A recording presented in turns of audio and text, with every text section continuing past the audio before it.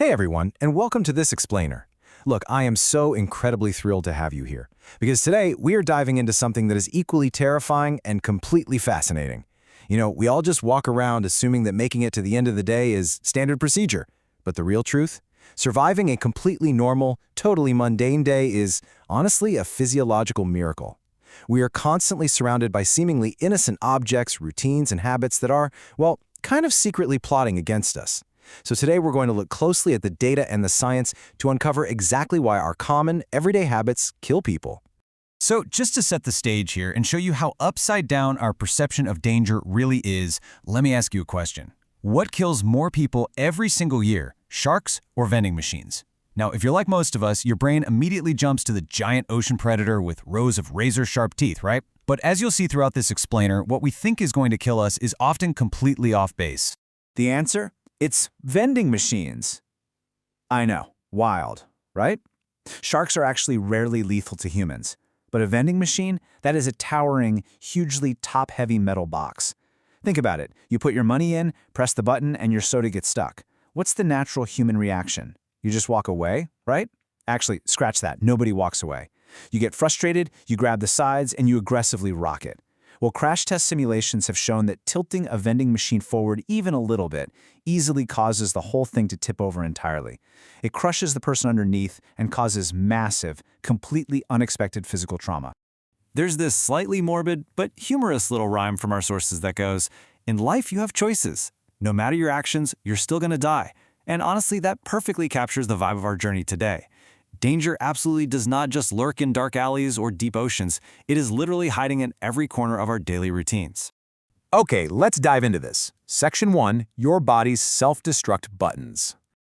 Before we even start looking at external threats, we really need to talk about the ones hardwired right into us. Your very own bodily quirks can be lethal traps. I mean, we do these things all the time. Say you're in a quiet room, a sneeze builds up, and you pinch your nose to hold it in. Biologically speaking, terrible idea. A sneeze is a high-speed expulsion of air, and if you trap it, that built-up pressure has to go somewhere. It can literally blow out your eardrums, rupture blood vessels, or do serious damage to your throat. What about cracking your neck when you're stiff? Seems totally harmless, right? But if you twist just a fraction too aggressively, you rapidly stretch those joints and ligaments, which can actually tear the blood vessels in your neck. We're talking blood clots, strokes, or even paralysis. And just standing up too fast, that little momentary blackout is your blood pressure suddenly plummeting, starving your brain of oxygen. You could easily faint, hit your head on the way down, and end up in the emergency room. And then, oh man, there's hydration. You're casually drinking water, scrolling on your phone, not paying attention, and suddenly you are violently choking. We usually laugh it off, but this is a condition called aspiration. Liquid slipped right into your windpipe instead of your esophagus. That violent coughing fit you do, that is your body desperately, urgently fighting off suffocation. You are literally seconds away from death by hydration. Which brings us to this incredibly important number, 6. The next time you're watching a movie and the hero dives underwater and you decide to play along on the couch and hold your breath, maybe think about this number. It takes a mere 6 minutes of oxygen deprivation for the human body to face severe brain injury or death. Pushing your lungs past their limit can easily trigger fainting or seizures. So yeah, definitely don't try that at home. All right, moving right along to Section 2, toxic diets and lethal doses. We've seen how our bodily mechanics can completely fail us, but what about the things we casually consume every single day? Let's talk about our beloved morning coffee. The magic, or I guess tragic, number here is 70. It only takes 70 cups of coffee consumed back-to-back to deliver a lethal dose of caffeine to an average 70-kilogram person. That amount of caffeine rapidly triggers severe heart palpitations and fatal cardiac arrest. How about something as ridiculously basic as salt?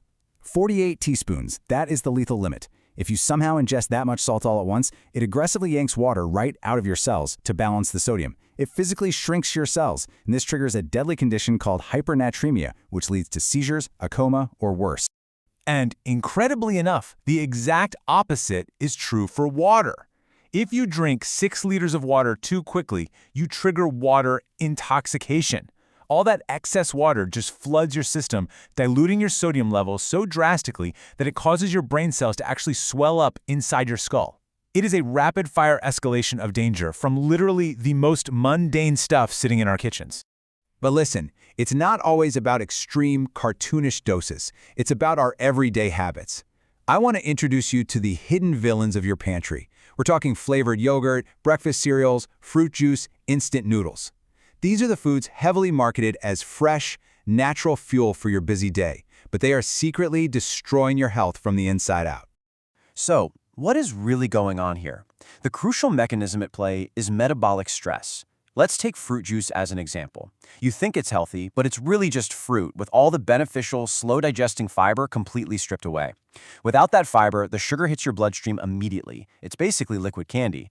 Your body completely panics and dumps insulin to bring the sugar down, which then leads to a massive crash. You get hungry again, you grab some sugary cereal or a flavored yogurt, and this constant crash and repeat cycle just entirely exhausts your system over time. The long-term biological toll here is quiet, but man, it is severe. Things like seed oils, soybean or canola oil, create this low-grade background inflammation that wrecks your metabolism's ability to handle sugar. Processed deli meats, loaded with preservatives that severely stress out your gut. And when you decide to eat that leftover cold, raw food because you're just too lazy to use a microwave, you are officially playing raw food roulette. You're inviting massive bacterial ambushes like Salmonella or E. coli straight into your digestive tract. Which smoothly brings us to Section 3, Hidden Hazards Around Us. So our bodily mechanics are super fragile, and our food is practically a minefield. What about the literal physical environment around us? Let's kick this off with this really fun alphabetical rhyme from one of our sources. A is for alcohol, source of addiction. B is for plastic, there's BPA. The rhyme actually goes on through the entire alphabet. C is for corn syrup, I is for insecticidal sprays on your veggies. It's clever, but it perfectly highlights the overwhelming, totally inescapable presence of environmental dangers. We are basically marinating in hazards every single day. Now let's test your knowledge of physical hazards with an absolute classic myth-busting question. If someone drops a single penny from the top of a towering skyscraper and it hits someone squarely on the sidewalk below, will it kill them? The answer is absolutely not. Physics actually completely protects us here. You see, a falling penny reaches its terminal velocity, which is the absolute maximum falling speed it can possibly achieve because of air resistance after just 5 stories. Dropping it from 50 stories doesn't make it go a single mile per hour faster. It might sting a little, sure, but it is completely harmless. But here is what's really interesting. The sheer difference that mass consolidation makes is terrifying. While 1 penny from a skyscraper won't hurt you, what if you took $25 worth of pennies, put them in a solid cardboard box, and dropped that 15-pound block from just 2 stories up? Ballistic dummy testing proves that this consolidated mass is an immediate killer. It generates more than enough force to lethally crush a human skull from a fraction of the height. And speaking of testing physical trauma, researchers have actually put a whole host of bizarre, everyday death traps to the test against ballistic skulls. A bowling ball striking a face at 30 miles per hour? It completely and utterly shatters the facial structure. A drone flying at 100 miles per hour? It absolutely does not bounce off. It essentially acts like a flying blender, breaking teeth and severely cutting the face. Crawling under a car with a failing jack? That is an instant crush hazard. Even something as incredibly weird as wrapping 2013 rubber bands around a human head will generate enough slow-building intense pressure to eventually crush the jaw and snap the skull. No way, right? Okay, let's bring it all together for Section 4, Surviving Your Everyday Life. When you pull all this data together and look at the big picture, you really start to synthesize the sheer absurdity of daily survival. Because true poison doesn't need to be dramatic. It doesn't need to be a vat of glowing green acid in a supervillain's lair, or some highly restricted chemical like polonium or mercury. It can literally be sitting in your kitchen fruit bowl right now. If you accidentally chew and swallow just 1 or 2 ground cherry pits, you ingest enough naturally occurring cyanide to inhibit your enzymes. That quite literally stops your cells from being able to use oxygen. It just quietly takes you down from the inside. And to wrap up that alphabetical journey of doom from earlier, we finally reach the end. Z is for zealotry, and the insistence that you've found the key to eternal existence. I love this because it is a brilliant reminder that no matter how hard we try to hack our diets, avoid those sneaky seed oils, dodge high-speed drones, or perfectly execute a sneeze, the human experience is inherently, beautifully fragile. So, I want to leave you with this final, provocative thought. Think back on your day today.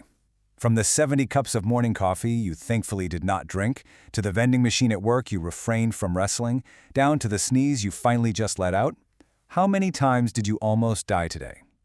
I really hope this explainer has given you a thrilling, maybe slightly terrifying new sense of caution about your mundane daily routines. Keep your eyes open, stay curious, and most importantly, survive until our next explainer. See you then.